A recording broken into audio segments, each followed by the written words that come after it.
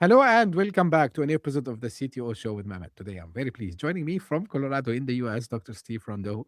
Dr. Steve, of course, he's coming from a medical background, but also he's done a lot of work studying the human brain. He published papers, books, and today we're going to talk about this important topic. But I don't like to steal much from my guests' time, as the audience know by now. I keep it to themselves to introduce themselves. So, Dr. Steve, again, thank you very much for being here with me today. Let us know a little more about you, your background, your journey, and what you're currently up to, and then we can start right away the discussion from there. Yeah, thanks. Thanks, Mehmet. Yeah, so I have a long journey that sort of got me to where I'm at, but I think ultimately, where we're at now is trying to answer the question of how two people with the same diagnosis, mental health diagnosis, can respond so differently to treatment. And I think everything I did up until this point has got me to a place where that's our obsession right now is how do we answer that question? So rewind back about 20 some years or so. I was working mostly in autism and developmental pediatrics. I just finished medical school, did my residency training, and worked almost exclusively in pediatrics and developmental disorders, like I was saying. And one thing that really um, was profoundly obvious to me was how objective data can guide treatment so sort of intuitively in that field, just like every other field of medicine. But when we started our mental health practice in 2009 here in Colorado, it was a totally different story. And so talking to the psychiatrist and the other mental health providers, it became apparent to me that it was a lot more clinical judgment, a lot more experience, a lot more uh, intuition and feeling than it was based on testing. And I think when I came to that place, my brain didn't know how to handle that. It's like, how do we do this without data? And so that's the question we've been trying to answer now for about the last 20 years. So, this is what you usually you define it, or like you describe it as the guessing game, I believe, right?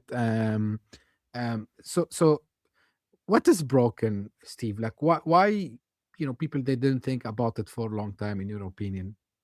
Yeah, you mean in terms of the system and how it works? Yes. Yeah. It's there's an illusion of objectivity, I think, that's come in the field over the years. And maybe I'll answer that question with a question for you, which is, when you have, I mean, how many people do you know that say have depression, but when you meet them, look very different? Or you could substitute, if you don't know depression, anxiety or ADHD, and how different they look individually. So, I mean, I'm sort of asking you that question. Can you think of two people like that and how different they may seem in We their life? Yeah, yeah. And by the way, I can think. I'm not an expert, but Mhm. sometimes I think I saw also people who denies like Ah, have having something, but I think they need to go and not because it's a sickness. Of course, right. everyone knows like it's something for our well-being. So I think they need to go and check themselves. But yeah, I know also people who think that they have something, but yeah, and maybe you can enlighten us more, Steve, about it. Like, and I think the way of living that we have today, especially with this fast-paced Oh, technology changes, is one of the main factor. Um, undoubtedly. so just I know you're gonna answer and put that, but also I want to try to understand from you within the same topic as a clinician, like how, like what kept repeating in patient care that made you start looking for objective biological measurements instead of symptom based diagnosis? Because if you go today, people they get out a set of questions, fixated questions I call them, and then they say, okay, based on this you answered that. So what patterns you saw, like you also, I would say, uh, like it encouraged you to know that there is another way of doing these. Yeah, yeah, those are good questions. I mean, coming back to where we're at, I think what I've seen in my years of doing this and working with many, many mental health providers is that we've relied a lot on a diagnostic system that um, does a very, very good job at describing people's suffering. Okay. We have a manual that describes it very well. Um, Largely, it's done with the DSM, or the Diagnostic and Statistical Manual. It's been through a number of revisions, in which new one is on the horizon. But it doesn't give us a full picture of what's going to actually help that person. And I think that's what's uniquely different about mental health versus the other specialties in medicine. Whereas you have this illusion that the diagnosis is going to get us to an answer, it actually doesn't. And that's been published in a number of studies, that the correlation between an accurate diagnosis and treatment outcome is actually, or positive treatment outcome is actually quite low. And so it speaks to this underlying sort of physiology that makes us all unique.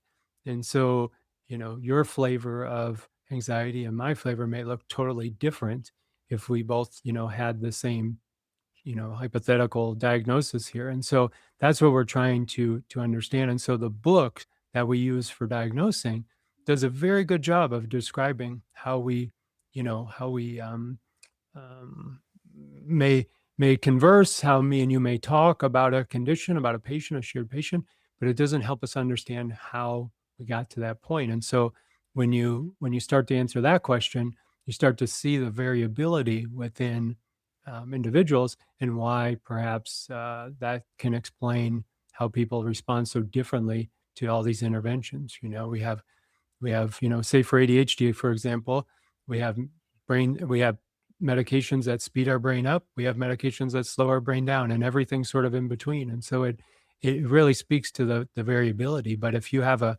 8-year-old child in front of you who's diagnosed with ADHD or struggling in school, you want to know which thing is going to help them, as opposed to just trying a bunch of treatments and hoping one of them sticks. So, Right. yeah. um and in order to have this better way of doing things, I know like you've built a database of more Mhm. than 50,000 brain scans. Mhm. um it's not an easy task to do, so I'm sure like there were a lot of challenges in collecting the data. And then of course, so people thinks, yeah, collecting data is easy. What, it's simple. They just put the patient in the machine, and then they take the scan and that's it. But of course there are like a lot of missing parts, I would say, of course, without going too much technical maybe. But like, how is that process, and what are like the most difficult part about it, especially because you have to standardize the data, and of course there is the other, I would say, challenges around how to correlate this data together after 50,000 scans. Yeah, it's a good question. I'm sort of having flashbacks to about 2016 or so, when we started the project, and the idea at that point was to gather all the brain scans that we had done that time, hundreds, and compile them into a repository where we could just have them. So, say I want to come out and do a presentation to your group about, whatever, stress or ADHD or something. And so I would have a repository of brains where I could go and look up pictures and cases and, do interesting work with it. Said, hey, we have so much data, let's do something interesting with it. At that point, I was doing much more clinical work. And so these scans were all used by me clinically and our team of individuals here. And so I go to my tech team, and they're building this essentially sort of primitive file cabinet for me. Okay, this sort of basic project, a few $1,000s. And they said, hey, we can add, AI tools to this, and really take this to the next level if you'd like. And my ears sort of perked up, and I was like, well, that sounds interesting. I like tech and I like data. Let's see if we can pull these things together. And so what turned into probably a 2 or 3 month project has now evolved into a seemingly never ending project now. And we are constantly refining and constantly making it better. But the idea was is to take those scans and to be able to make some meaningful conclusions and so forth from it. And now it's evolved into a much more elaborate process of looking well beyond what we could ever see with our sort of naive human eye. And so when we gather EEG data, which is actually quite easy to do, I think a lot of times when we talk about brain scans, people picture a tube and sedation, and we're going to sit in a scary thing with a lead vest or something. It's quite easy. In fact, you could do brain scans in just about any kind of context, even functionally with with an athlete or something, for example. Okay, so it's very Hmm. very easy and sort of practical to do these days, especially with the hardware evolving. So we record these data, and then we have it processed through our system. So in doing that, we've piqued the interest of a lot of other groups, and so they started sending us data, and we started processing their data. Said, "Hey, can you process ours? Can you process ours?" And we started getting data from all over the place, from law enforcement to first responders to groups in Hollywood with peak performers and actors and everything in between. So we have all these little niche groups of people where we can process their data and help them understand their brain better and help them perform better. So um, I think to answer your question specifically around the challenges, I mean, I think the challenges are limited by, what do we do with all the data that we have? How do we process it into meaningful, ways and make it understandable? And how do we bring something to the masses that don't quite understand, what it is we do or don't know that they need it yet? And I think for me, that's one of the bigger challenges is changing um, essentially sort of a dinosaur and getting that to change from where we are now with, subjective questionnaires to making this routine before we do any intervention to understand, hey, what's going on with this person? So, for example, I mean, I ultimately want to answer the question of like, someone comes in and they say, I'm depressed. Well, is it a biological hardwiring pattern that we can measure? Okay. Hmm. Or is it circumstantial based on, trauma, grief, something that happened to you? Or is it both? And likely there's a middle ground that includes both. But if you include the biological data, that the range of possibilities is enormous. So we did a presentation for providers the other day, and I had one of my middle school kids do the math for me because this was a complicated math problem. I said, "Hey, son, come here." This was my advanced math seventh grader. I said, "I have 12 different brain patterns we measure." Might not sound like a lot. We actually measure thousands, but we report on a dozen different patterns. Okay. And I said, if we have these 12 patterns and any one of these can show up like depression, and again, this was a presentation to providers about depression, I said, what's the possible combinations of patterns that you could have in one individual? And so there's over 4,096 different combinations of patterns that you can have in that brain scan. So if someone comes in with depression, okay, and you're a provider without objective data, okay, we just have a questionnaire and symptoms. There's over 4,000 different combinations, okay? Wow. So now your job as a provider is to and I use the word guess nicely, I mean, but it's an educated guess, to guess which treatment is going to work for that patient. Okay. Now, if you really want your mind blown, we're adding a new biomarker to our panel here this week. Now you've taken 4,000 and you've doubled it. It's going to be over 8,000 combinations of patterns that could show up, all of which respond differently to different treatments. And imagine the trial and error for that patient. But not only that, imagine the exhaustion on the provider's behalf of having to help those people, because we all go into it for the same reason. We all go in to help people. But if you're trying, I mean, 1 in 8,000, that's like playing the lottery. That's tough. Yeah. That's very Yeah. tough. And it wears on you after a while. Right.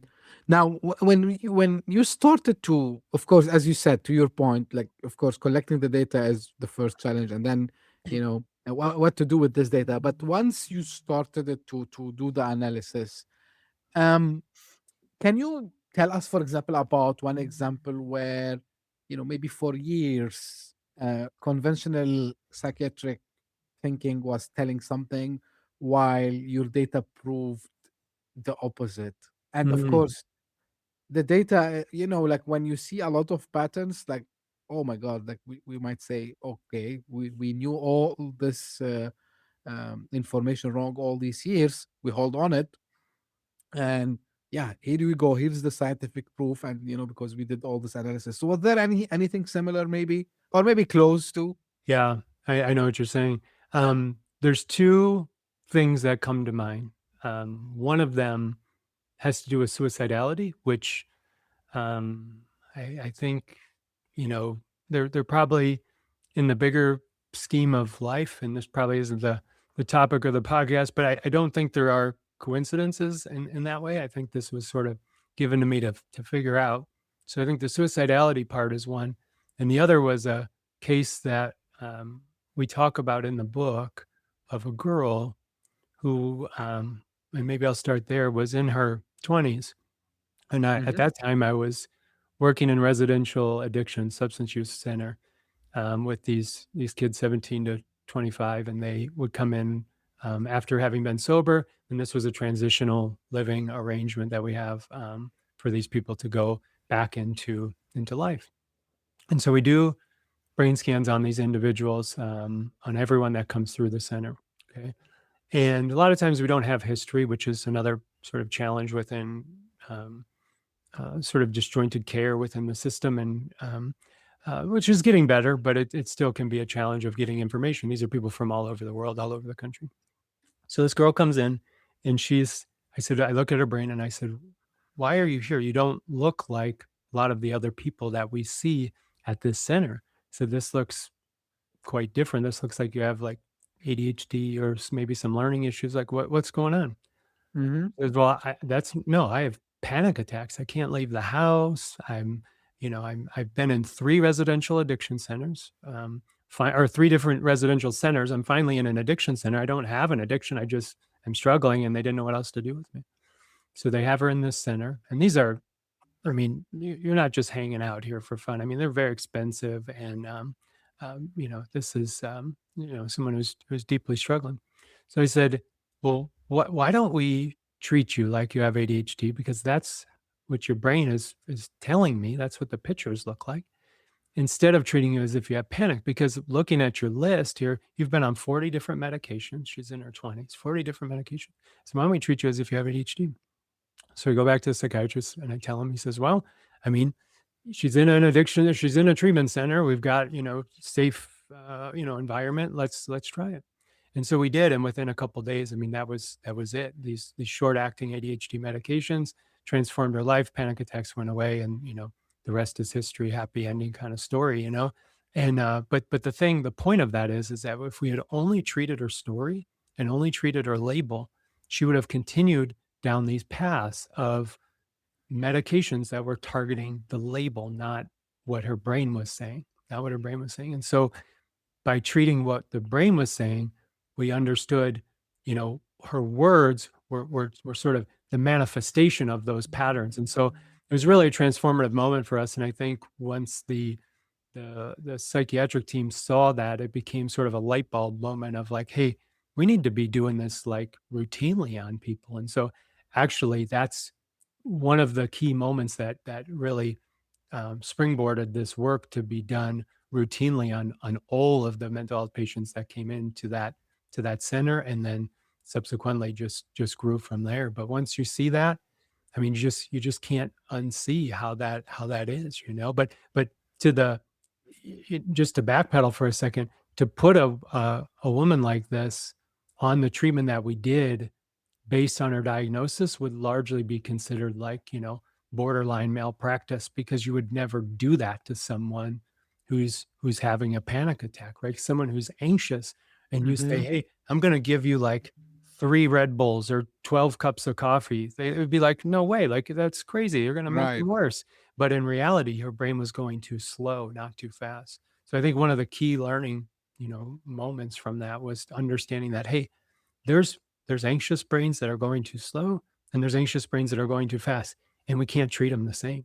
And so that was really the start of it, from there. And so, yeah, like I said, the suicide stuff too really transformed us a lot too, and understanding that people can largely be struggling um, with suicidal thoughts and suicidal ideation, and we know even just from behavioral research that most of that goes unspoken. Most first Right.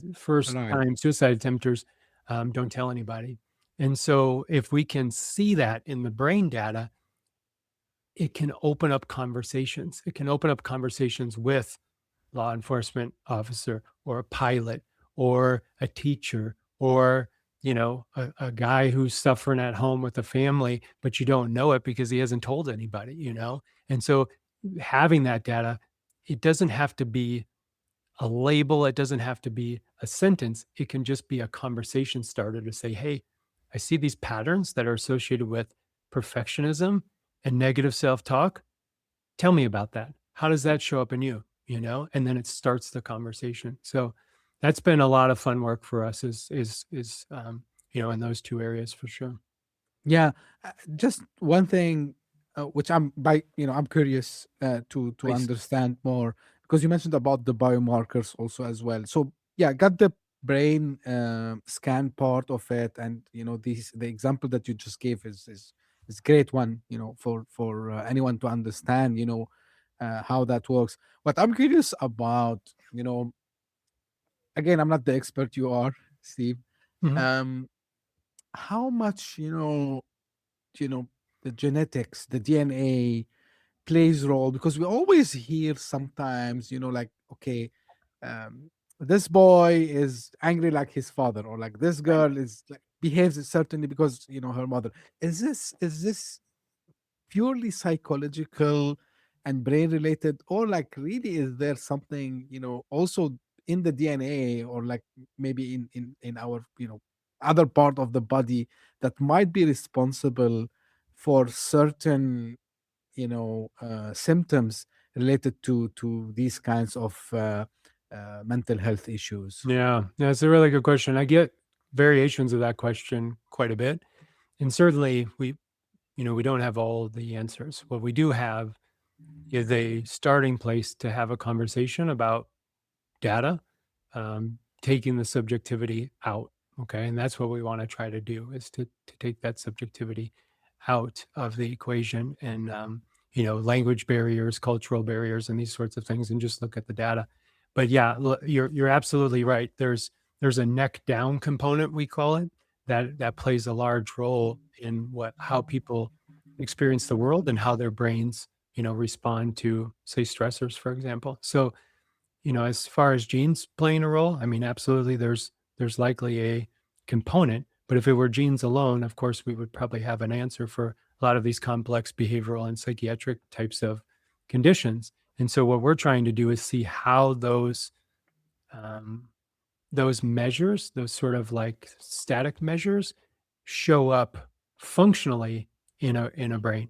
Okay. And so I think that's the key, is to say, okay, yes, you have this gene. Okay. But is it being expressed in a biological way that can be manipulated or supported?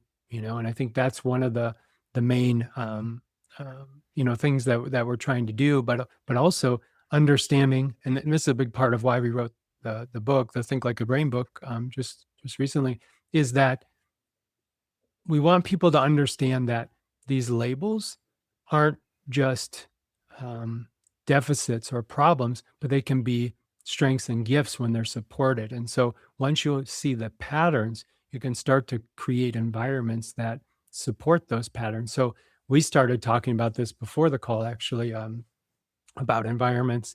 I didn't know we'd get into this, but we were talking about Arizona, which I just left. And when we take our huskies, we have two huskies. Huskies, big furry dogs, two coats. Yeah. Okay. When we take them to Arizona, they're absolutely miserable. Okay. Those dogs are miserable. They don't want to go outside. They don't want to play. It's just not a good environment for huskies. Okay. But when we bring them back to Colorado and we take them up to the mountains and they're playing in the snow, those dogs are happy as can be. Now, if I were to evaluate those dogs in Arizona, they would be depressed. They may be moody, pick a label. Okay. But if I evaluate them playing in the snow with a pack, and I can't even get them to come inside. They're having so much fun.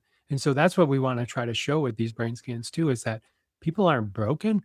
They're functioning with brain patterns that aren't being supported in their environment. And so I think that if we can start to create those environments, we can show where people are, where their gifts are. So back to your question about these other sort of physiological and biological components, is that um, having those static measures doesn't necessarily show a manifestation. That's what we want to try to do. So we want to try to show, hey, what's going on functionally with this person.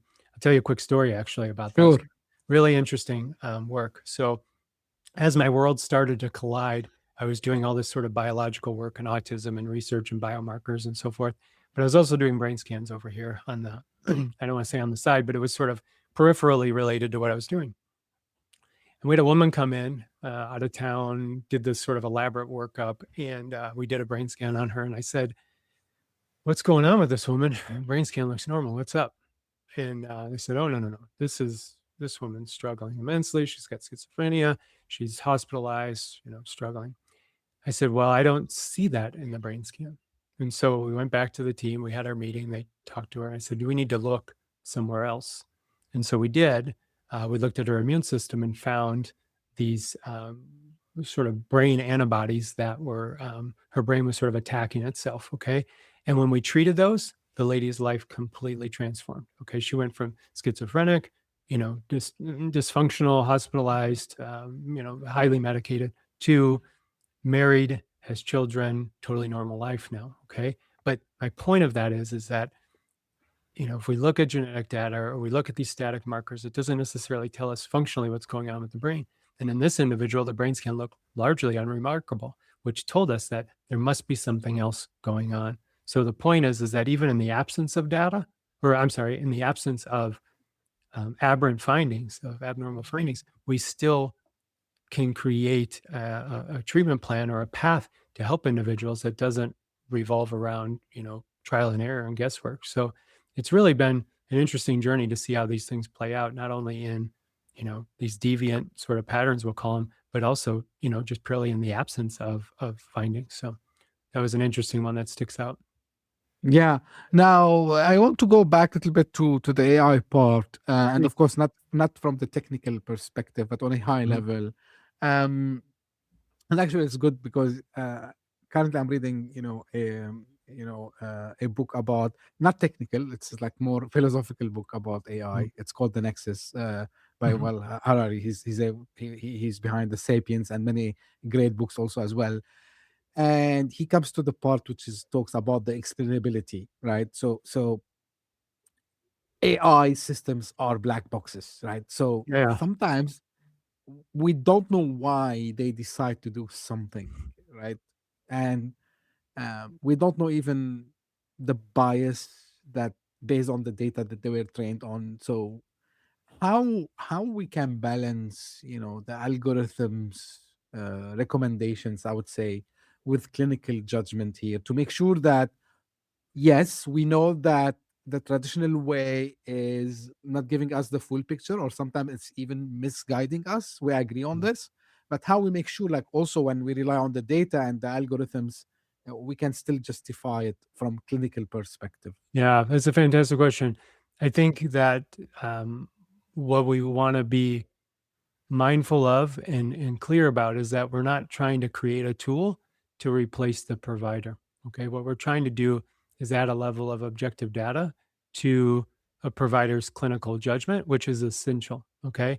Actually, I mean, in full disclosure, when I first started, I thought that we might be able to do that. We might be able to make make a system that could fill some of the gaps where care isn't being delivered, under served populations and rural areas and so forth. But what we've really learned over the years is that it definitely requires a human in the loop sort of scenario where we can take into account history and cultural differences and things like that. Okay. So back to your question, kind of on a technical level, what we're trying to do is look at the bigger picture of brain patterns on a data side, almost like a data scientist in your pocket, okay, to say, hey, I have a theory, okay, and this is how it actually came about with our theory of suicidality. All these groups were publishing papers on suicide. It's a very niche group in EEG, okay, in brain scans like we do. They were doing single biomarkers, okay, single biomarkers. This biomarker is associated with suicidality in this population and this biomarker. And so different groups had different biomarkers. And, from my perspective, as a clinician at the time, it was like, there's no way. Suicidality is way too complicated to be narrowed down and boiled down to just one biomarker. Okay. And we had different theories of like maybe 4 or 5 different biomarkers. Okay. And so we bring a human data scientist into our program. And we say, hey, look at our data and tell us what you see.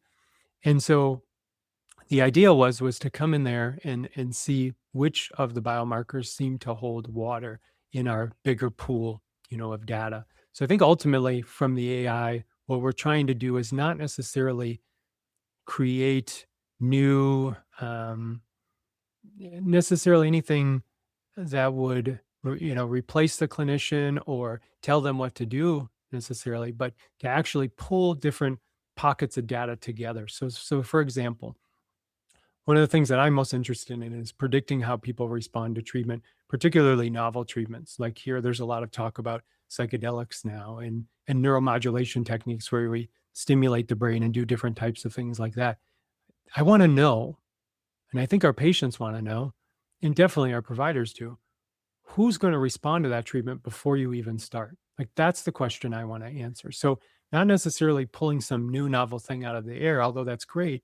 I want to be able to say, hey, there was 1,000 people before you who did that treatment and they all did well. What do they have in common? Okay. And do you have that marker? Okay. So those are the questions we're trying to answer. So basically pulling our data, understanding, what people have taken, what have they tried, what hasn't worked, and then also pulling the data of all these brilliant people who are publishing research every day into the system so we can start to see, hey, do these biomarkers hold water in our system as well? Okay. They see this biomarker in their cohort. Do we see that in ours? Okay. So that's really what we're trying to do is to really take all the evidence that's been out there and then compile it with the evidence that we have and put it together and say, here, provider, Mr. Mrs. Provider, here's a guide that may help you to understand what to do, with this patient that's sitting in front of you. So, Right. How people are, because there is a lot of discussion about these, new trials, mhm. because people still, when they hear the name, their mind might go somewhere else, right? And um, so, are you seeing like kind of pushback on adopting these psychedelics, mainly in Oh, treatments? psychedelics, you're saying? Yes. Yeah. It's funny. I was a lot of the pushback. Um, I mean, I see the issue, at the core of it is that I really am uncomfortable with indiscriminate use of treatments. So something new and novel comes out, we're going to do it with everybody, and we learn that so it was so ingrained to us working in autism. Okay. When you see, there's this common sort of saying in autism, if you've seen one autistic kid, you've seen one autistic kid, like that's it. And it's like, when you understand that at your core, that like every kid that comes in with autism, or, now most of them are adults because this is 25 years ago, but they, when you see one, they're vastly different, and what helped that kid is likely not going to help the other kid, even if it's their sibling. I remember a case, we had 2 autistic kids. We did the exact same treatment with them at home, and one of the kids did profoundly well. The other kid had no response at all. And I mean, they're siblings doing the exact same treatment at home. You think at least they would, maybe a little bit and a little bit more, but it was like no response at all. And then another kid doing profoundly well. And so when you understand that at your core, that like the label just tells you the cluster of symptoms, but it doesn't tell you what's going on, kind of under the hood. It's basically a check engine light, but it doesn't tell you what's going on under the hood. So to your question, sorry, pushback. on the psychedelics. Yeah, yeah, Yeah, I had a lot of reservation because it was being used so just willy nilly. I mean, it was like everyone who had, I mean, the criteria was treatment resistant depression. People could get ketamine. Ketamine isn't a classic psychedelic by the definition, but it's categorized that way. Um, yeah, and so everyone was getting ketamine. And I'm like, well, the definition is that you've two treatments have failed you, two first line psychiatric treatments, medicines. And it's like, well, if you look at this through the brain scan, I just told you 49 or 4,000 different combinations. That's easy. I could make someone fail two treatments like a piece of cake, you know? And so, and then you go do ketamine. So I had a lot of pushback to that myself. But when you start to see, oh, here's a group of people that respond really well, let's put them in a group and do that treatment, your outcomes are remarkably better. And so that's what we're trying to look for. So I think that as far as psychedelic treatments go, I think we're going to continue to see resistance within some of the conventional field if we continue to use it like we continue to use our current psychiatric medications. But psychedelics have done one thing that's been great, I think, for what I do, is that it's created interest outside of medicine to be able to see yeah. what's happening in the brain. You know, what's happening to my brain when I take this thing, or which things should I do? Should I go to the jungle and do ayahuasca, or should I go do Yes, ketamine here or whatever? And it's like, oh, I saw, Aaron Rodgers do, psilocybin on Netflix or like whatever it is, you know what I'm saying? And so people see these things and they're like, I think, well, I should do that. I have PTSD. I should go do DMT. But so what it's done is it's taken people from these other fields, particularly people who are interested in tech like us, and people who are maybe have resources, or a team of people with resources to start to answer these questions of like, hey, we want to know what's happening in the brain. But the real question I think we should get to is, I want to know who's going to respond before they do the treatment. Because if you're on your last leg, you're a war veteran, you're someone who's experienced deep grief or trauma, and this is your last hope, and you're going to go spend 6K to go do, psychedelics in the jungle, and if it doesn't work, you're done. I yes. want to know who that is before they do that. I want to know who that is, at least with some level of objectivity, not just, I saw it Eh, on Netflix. I think, Steve, this is the beauty of, marrying the experiment with the power of data, and being able to analyze. So I think, work similar to what you've done, and you're still doing, is, Mhm. I call it killing the myth, right? So, the myth is will become busted, like, because people, when you need to try, at least you need to test, and without doing that, we'll never move forward. Sorry. And I'm happy, like, because I shared with that you before, like, even personally, right? So even Mhm. myself, right? So sometimes I did sit and think, okay, do I have ADHD? Mhm. Do I have this? Do I have that? And then my problem is, it's not my problem, but my expectation is, if I go to someone to see me, they're gonna follow a book, right? I'm not against following books, don't get me Mhm. wrong, like, I mean, when doing diagnostics, but I mean, this person there, I don't know their current mental status, right? Mhm. Maybe I came to them today and they were in a very bad mood because maybe they had some issues at home in the morning, or Yeah. maybe, they had a fight with someone else. Yeah. So they would be doing this, and they will be asking the questions, and they will be taking notes when I'm talking to them. I've seen it. I went like maybe 3 or 4 years ago, to a mental health clinic. Just, it's just a checkup. It's not like something, I wanted to know about. I did it also with my daughter, by the way, like, Mhm. because someone told us something, and then, I started to do the research, and then it ended up, what they mentioned is, it didn't match. So, again, and back to the point you just mentioned, like, we need to test, we need to go Right. to see where we can go forward. And, mentioning this, tell me more also about the book, like, people, what can expect from the book, other something that we didn't maybe discuss today yet. Yeah, I mean, I think you touched on something that's maybe becoming more and more intuitive to consumers is that, this level of subjectivity is no longer acceptable, especially in an era of the data analysis that we have with AI and these other tools. It just is not, it's not acceptable anymore to do that. And so in any other field in medicine, we test the organ that we're treating. Every other field, okay? Mental health is the only one that doesn't do that. And so, I think the time has come that we need to, adopt some of these tools. I think some of the challenges, and this goes back to what you were asking before, is and maybe one of the even larger challenges that we didn't mention is this sort of fallacy of normalcy. Okay, so like, what is normal? So what are you going to compare me to? How do you judge whether what I'm showing in my scan is normal compared to people who don't have symptoms and so forth? So there's some of the challenges around that, um, and that's been going on for a while, and I have some answers and thoughts, of course, to that.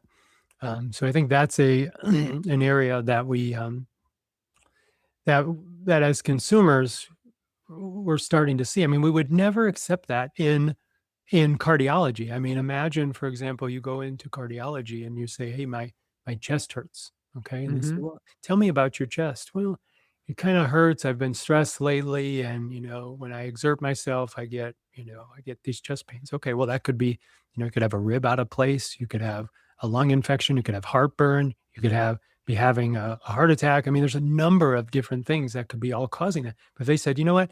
Just go try this thing. Go take this pill. It's a heart medicine, and we'll see how it does. Like, that would never fly, never. And the same with a runny nose. I mean, a runny nose could be 10 different things. You could be crying, you could be sick, you could eat something spicy. But if we just give everybody antihistamines that has a runny nose, and then if antihistamines doesn't work, we do another med, and then we do another med, we do another med. It's like, what are we doing here? I mean, we don't even do that with our cars. It's like, you plug it in, the light's on, you plug it in, you figure out what's going on before you start ripping parts out.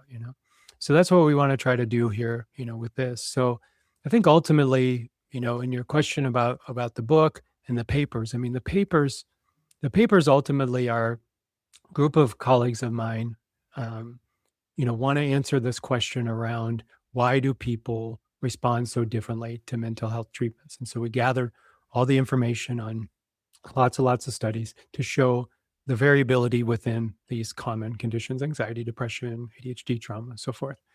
And trying to give clinicians a guide around bringing brain scans, EEGs, to the table with their clinical evaluations, something they're already used to. Okay, pairing them together. Okay, to show them scientifically there's evidence for that.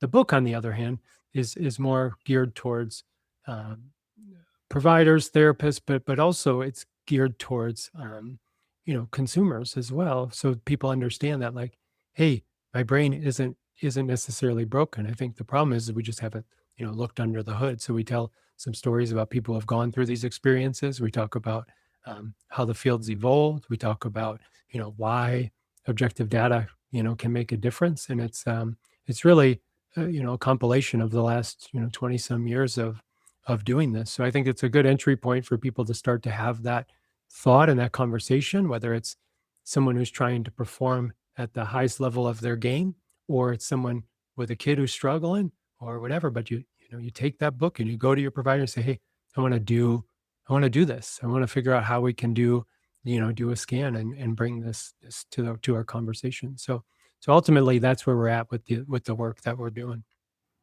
Um, before I wrap it up, just Sure. out of curiosity, when, Steve, we can expect this to be, um, widely used worldwide, and get rid of, that I'm sure, like, the traditional way is not going anyways. Mhm. Don't get me wrong, Mhm. but to have these, it's kind of a second opinion. It's Yeah. kind of rectifying maybe a wrong treatment, like similar to the example of the girl you just discussed earlier. I gave you, like, my own experience also as well. So what can we do, to change how, and this is in the world of tech. People might ask Mhm. while listening, oh, but this is CTO show, like what Steve and Mehmet are discussing is maybe not related directly to tech, but it is related. And people Mhm. who follow the show, they know that I had like, you know, people talking about mental health issues for Yeah, founders. I had my buddy James Oliver a couple of months ago. He came and yeah, talked about it. yeah, I yeah, had like several doctors who came and they shared their experience, and also yourself. So yeah, we talking is good, but how we can make it like more um spread, I would say, like how we can enhance it worldwide. Not, right. I know like you're based in the US, so what are we doing to change this, Steve? Yeah, I mean, the interest is definitely there. I talked to somebody, from your country just a few months ago, and there's definitely an interest in changing the paradigm. It's a really good question. I mean, I ultimately, I hope in my lifetime it becomes, standard. I think that there's resistance in some ways around, territory and who takes this on. So is it neurologist, is it psychiatrist, or is it a whole new profession that comes on and does this? I mean, ultimately, a provider can't, and I say can't, I mean, they probably could if they tried really hard and studied, but they can't bring this to their practice without having another person in the loop. And so that's the role that we fill to analyze the scans and do this so that the providers don't have to go and learn all this stuff in while seeing patients and in their practice. Um, so yeah, I think larger adoption, validation, third-party payment becomes a big part of the conversation when insurance parties start paying. People tend and doctors tend to start listening a little more.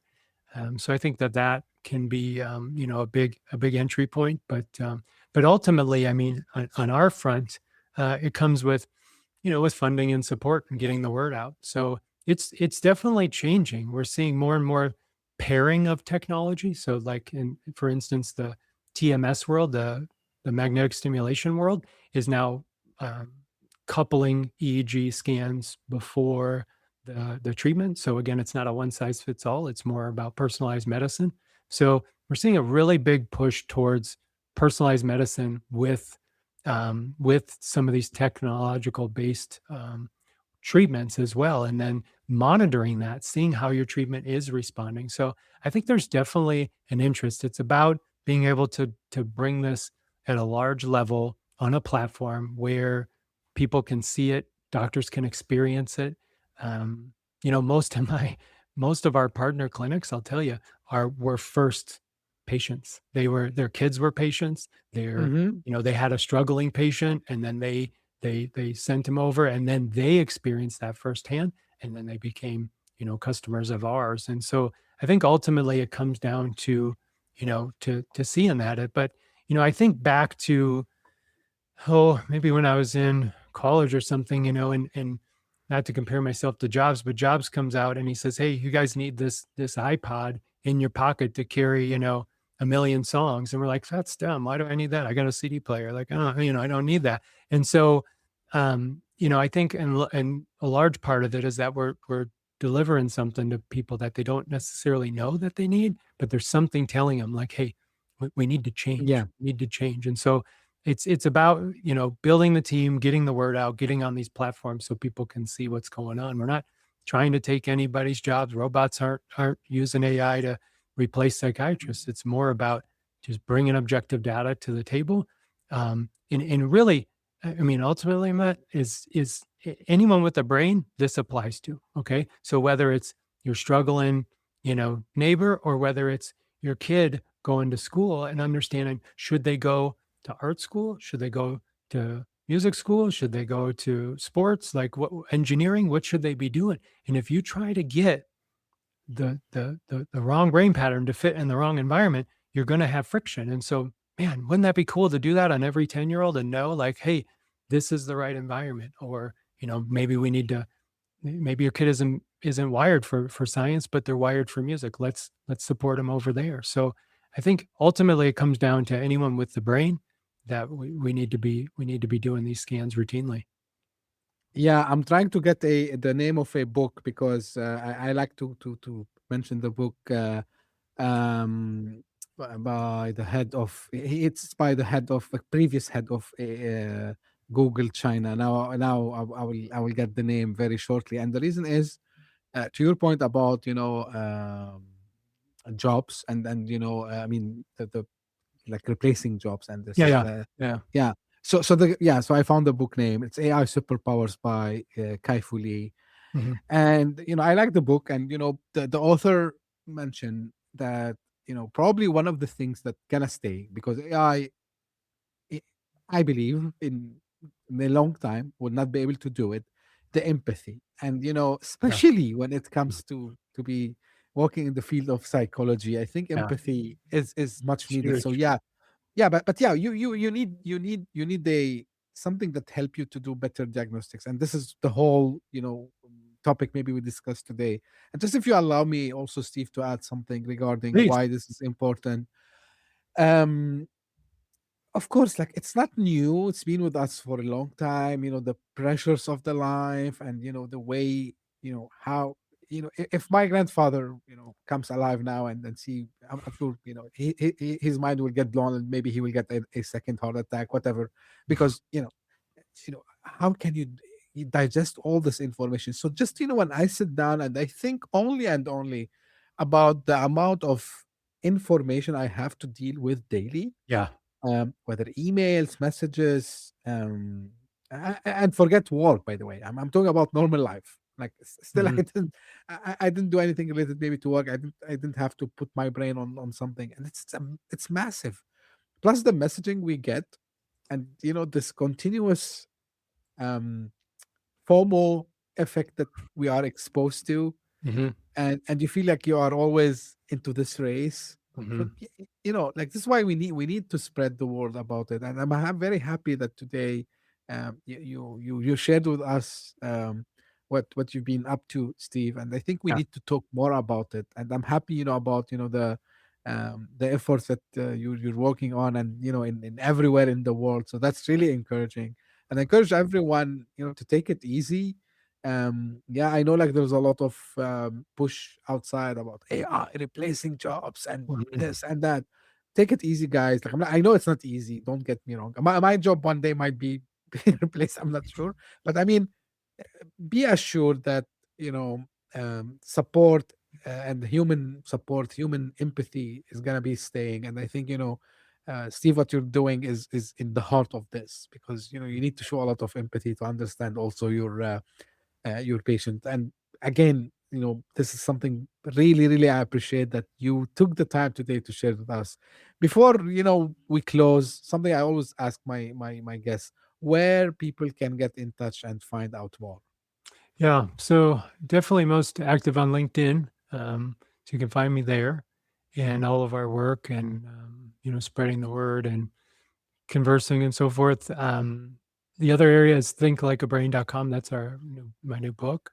That's probably a good, entry point to grab that and check out what we're up to. And our company is AxonEG Solutions, so you can find our information there, our peer reviewed papers, anything we're working on, and get in touch with us through that website too. Great. I'll make sure that all the links will be available in the show notes. And again, I can't thank you enough, Steve, for the Oh, time and all this information you shared with us. Also, uh, not only the information, I think this enlightenments that you shared with me personally and with my audience. So thank you very much for your time. And this is how I close my episodes as usual. If you just discovered this podcast by luck, thank you for passing by. I hope you enjoyed. If you did so, give me a favor, share it with your friends and colleagues, share it with as many people as you can, because as you see, today topic is very, very important. It's a tech podcast, yes, but we try also to cover all the aspects of the tech and mental health, anything related to psychology of founders, of tech executives, is very important. mhm. So share it with as much people as you can. And if you are one of the people who keep coming again and again, thank you for passing. Thank you for keep listening. I appreciate your support, your feedback, and I appreciate also you take the podcast always to new levels. So we see the podcast trending in some countries recently, which we didn't been lucky enough to be there.